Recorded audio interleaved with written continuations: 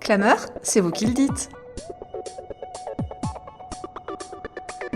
Bonjour à toutes et à tous. Bienvenue dans notre émission Clameur, c'est vous qui le dites. Le concept de notre émission est simple. On descend dans la rue et on colle aux passants et passantes de la littérature sous le nez.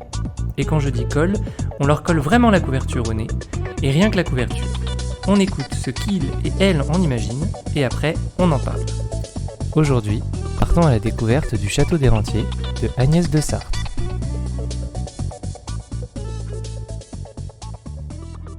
Bonjour, est-ce que vous avez 5 minutes? C'est pour parler d'un livre. Oui, bien sûr. Oui, merci. Donc, on va vous montrer la couverture d'un livre. Il faudra nous dire le nom de l'autrice et le titre du livre. Ensuite, vous pouvez nous décrire la couverture et nous dire ce que vous imaginez voir dans le livre après. Donc, voici le livre. Le Château des Rentiers, l'autrice Agnès de Sarthe. Et du coup, qu'est-ce que vous voyez sur la couverture? Je vois des maisons, des gens en train de se câliner, des couples, des enfants. Toute une ville en fait. Toute une ville. Quand vous voyez une couverture comme ça vous donne quoi comme idée de ce qu'il pourrait y avoir dans le livre? À mon avis, ça parle de la société. Avec une catégorie de personnes ou plutôt les riches, plutôt les pauvres, plutôt tout le monde? À mon avis, ça doit être des riches, ça. Ouais. Ouais. Ça doit être des riches. Ouais. Ouais. Et avec la couleur qu'il y a sur la couverture, vous auriez quelque chose à en dire? Je vois des gens, je pense qu'ils sont heureux. Hein. Il y en a qui jouent de la musique. Alors je pense qu'ils sont heureux, les gens. D'accord. Donc plutôt un livre où on raconterait la vie des gens. Exactement. Ça parle de la musique, je crois. Enfin, la vie des gens en général, mais plutôt de la musique surtout. Ok. Merci beaucoup. Alors, le nom de l'autrice, Agnès de Sarthe, c'est le Château des Rentiers, aux éditions de l'Olivier. Voilà. Donc, c'est une couverture, c'est un dessin, une vue des toits d'une ville, avec plutôt dans les tons bleus sur tout ce qui est bâtiment et le ciel, avec même une lune ou un soleil bleu. Voilà, bon, je dirais plutôt une lune, parce qu'en fait on voit tout plein de fenêtres éclairées et on voit en fait l'intérieur de plein d'appartements. On voit un couple qui danse, on dirait sur le palier des escaliers de secours, une personne qui joue de l'accordéon, beaucoup de gens qui font de la musique d'ailleurs.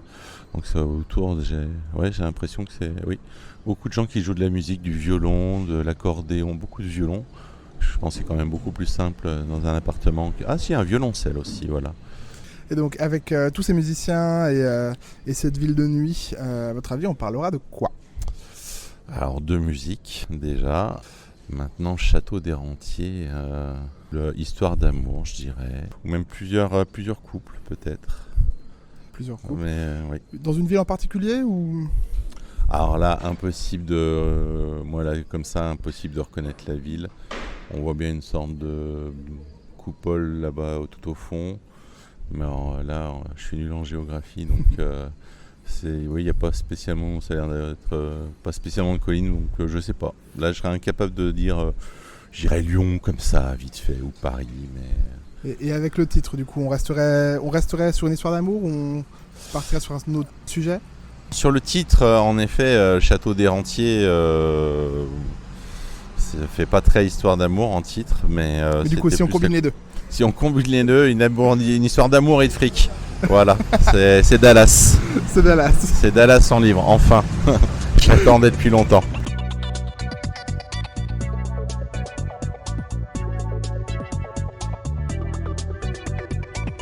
Alors Christine, ce livre, c'est plutôt un livre qui parle d'une histoire à Paris en lien avec la musique ou pas du tout? Alors, une histoire à Paris, ça c'est sûr, parce que le Château des Rentiers, en fait, c'est le nom de la rue dans lequel va se dérouler l'histoire de ce roman.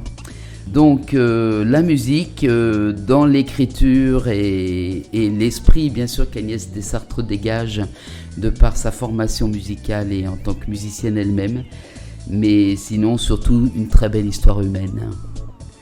Donc, Agnès de Sarthe commence son travail d'écriture par des traductions comme agrégée d'anglais. C'est Geneviève Brissac, alors éditrice à l'École des loisirs, qui l'incitera à écrire pour la jeunesse.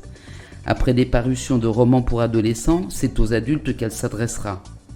Son deuxième roman, en 1996, Un secret sans importance, lui vaudra son premier prix littéraire. Nombre de ses romans seront également récompensés. Jeune bibliothécaire, à ce moment-là, je découvrais autant une nouvelle autrice qu'un nouvel éditeur, les éditions de l'Olivier. Celui-ci me permettra d'autres belles découvertes. À travers les personnages et les thèmes de la vie abordés par Agnès de Sarthe, je sentais déjà que le chemin allait être intense, joyeux, fantaisiste et rythmé. J'ai eu la chance qu'elle le soit durant une trentaine d'années. Aujourd'hui, elle nous invite à la suivre dans ses souvenirs et dans ce lieu incroyable où elle a passé une partie de sa jeunesse. C'est rare qu'elle utilise la biographie pour tisser l'histoire d'un roman, mais ici, c'est bien de cela qu'il s'agit. Le château des Rentiers est le nom d'une rue parisienne et l'immeuble dans lequel ont emménagé ses grands-parents à la soixantaine. Ils sont d'origine juive et rescapés des camps. Dans cet immeuble vivaient majoritairement des migrants d'Europe de l'Est, et pour Agnès de Sarthe, elle écrit « C'était amusant de passer du temps dans cet endroit où les portes des appartements restaient ouvertes. J'avais déjà eu l'occasion de rencontrer ce couple dans un roman précédent de l'autrice, Le Remplaçant. Elle nous accompagne avec une grande délicatesse sur le thème du temps qui passe. Je la cite, « Quand j'allais manger le gâteau aux noix au château des Rentiers, je croquais la génoise de l'immortalité. » Elle rend un magnifique hommage à ses ancêtres. Eh bien, merci Christine. Voilà qui donne envie d'en découvrir davantage sur le château des Rentiers de Agnès de Sarthe. D'ailleurs, en voici justement un extrait. Le centre du monde. C'est une bonne affaire. Voilà ce que mes grands-parents ont dû dire à leurs amis dispersés dans Paris et sa périphérie. C'est pas cher, c'est moderne, c'est le moment ou jamais d'acheter. Ils ont répété ce que leur avait seriné le promoteur, ce qu'avait indiqué le banquier. Et leurs amis les ont crus. Ils ont tous et toutes acheté un appartement sur plan dans une tour pas encore sortie de terre, au cœur du secteur le plus laid du 13e arrondissement de Paris, à mi-chemin entre l'immeuble où j'étais né et le lycée que j'allais fréquenter. De mon point de vue, ils étaient au centre du monde. Avaient-ils compris que la vieillesse est plus âpre quand elle est solitaire ? Avaient-ils anticipé, avaient-ils prévu qu'il serait beaucoup plus facile de se retrouver pour jouer aux cartes et échanger des recettes de cuisine quand on n'a qu'un couloir à traverser, 1 ou 2 étages à descendre, à monter grâce aux nombreux ascenseurs ?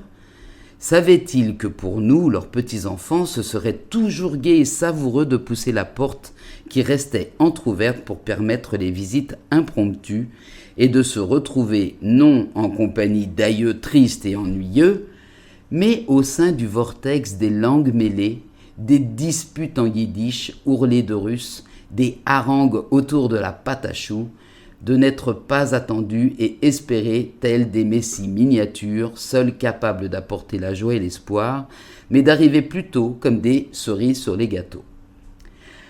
Aller les voir n'était jamais un devoir, c'était marrant.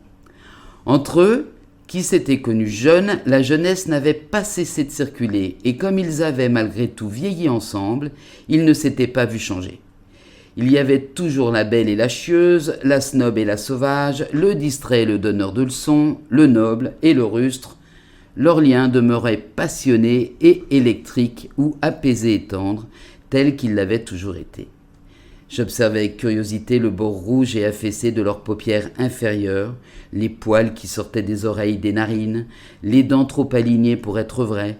J'entendais parfois les prothèses craquer, sans jamais éprouver de crainte, pas plus que de dégoût. Parce que je les voyais aussi et surtout à travers les regards qu'ils échangeaient entre eux et dans lesquels ils étaient éternellement jeunes, en maillot de bain au bord de la mer Noire. Eh bien, merci Christine pour cette lecture. N'hésitez pas à venir rencontrer Agnès de Sarthe les 14 et 15 juin prochains pendant Clameur.